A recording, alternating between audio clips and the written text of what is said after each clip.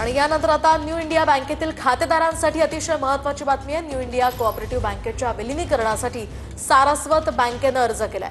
New India बँकेच्या ठेवीदारांचं कोणतेही नुकसान होऊ देणार नाही अशी शाश्वती सारस्वत बँकेने दिली आहे। तर सारस्वत बँकेचे चेअरमन गौतम ठाकूर यांनी ही ग्वाही दिली आहे। विलीनीकरणामुळे जवळपास 1.5 लाख खातेदारांना दिलासा मिळणार आहे। आतापर्यंत सारस्वत बँकेने 9 बँकांचं यशस्वी विलीनीकरण केलंय।